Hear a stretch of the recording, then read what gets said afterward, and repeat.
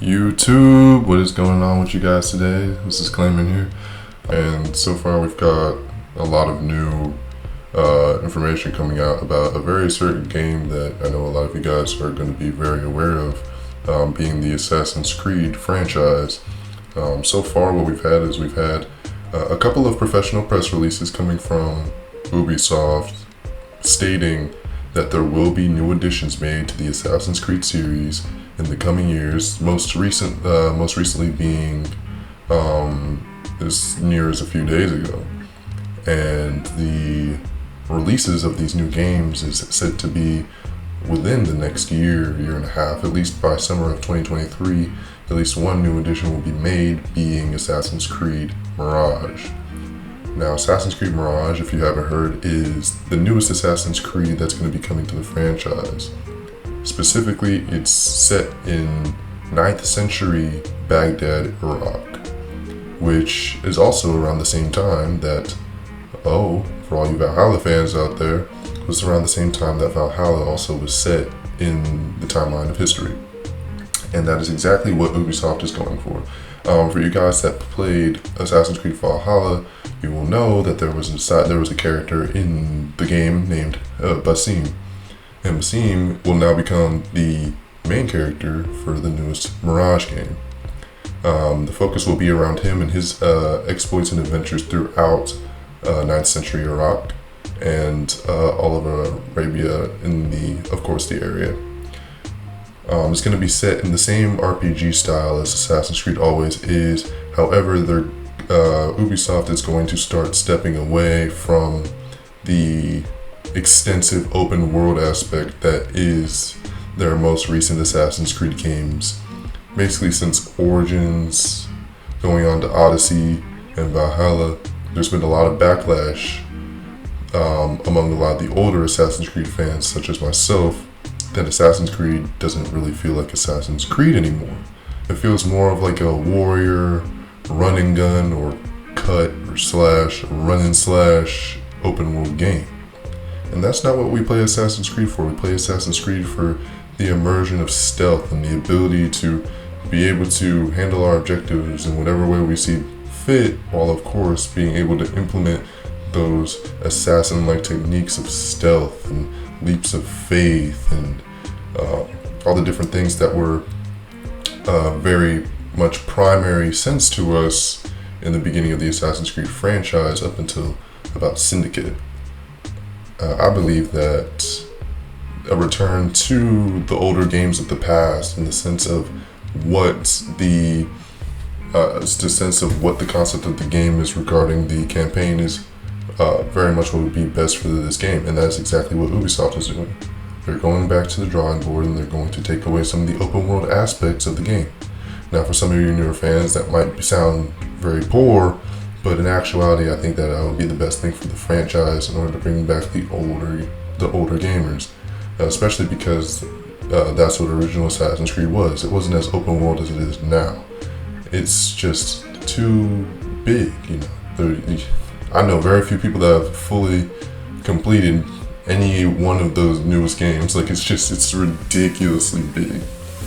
And, that kind of just comes with the open worldness, and I see what they were trying to achieve, but at least personally, I think they went a little bit too far with the open worldness. It's like more of a sandbox than the actual Assassin's Creed game, and I want to feel like I'm in an Assassin's Creed game. So back to the newest addition to the Assassin's Creed franchise, back to Mirage. The story, while some of it bigger, still has a lot of the RPG style counterparts according to PC Games, and it will also launch ahead of another installment to the Assassin's Creed franchise being named Codename Red. So for you guys that haven't heard of Codename Red, it's another Assassin's Creed that's going to come out probably sometime in 2024 or holiday season 2023, and it's going to be based around Japan. Ooh, crazy, right? Just trying to really test out all these different waters of different places they could be. And now that they're moving on to Japan, I just feel like that would be one of the greatest Assassin's Creeds out there, because at least me personally, I greatly enjoy Japanese history. There's just something about it and its mythology and the people that were involved in Japanese history. It's very entertaining, and I very much enjoy reading and researching all of it.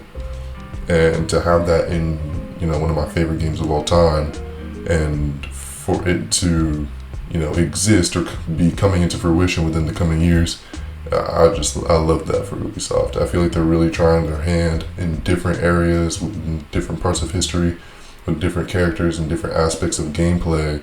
That's really bringing all types of gamers together in the same way. And that's a beautiful thing. And it's a very hard task, but I have no doubt that Ubisoft, to some degree or another, is going to be able to carry that out. Additionally, there was also a premiere trailer that was revealed that I will drop in the description.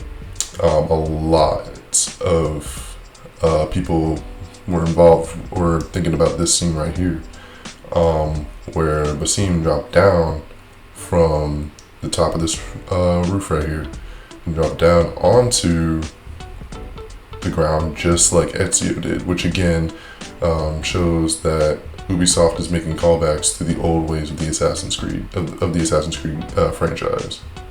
And that's just a perfect example of how they're doing it, and I just find it really wonderful that they're doing that.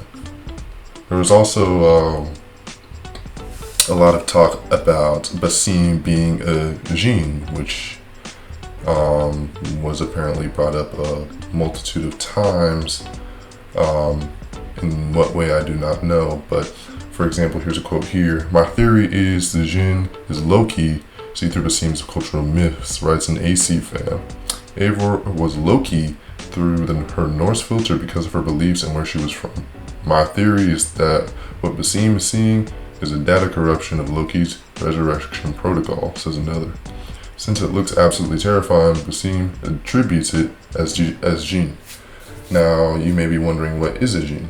For many of you guys that aren't aware of Arabic and Islamic folklore such as myself, jinn is essentially a genie, and I don't mean that in any condescending way, but it is essentially a genie.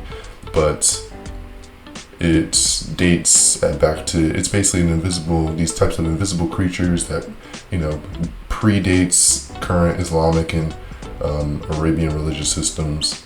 And, in the same way that humans were accountable for their deeds, these jinn were also accountable for their deeds.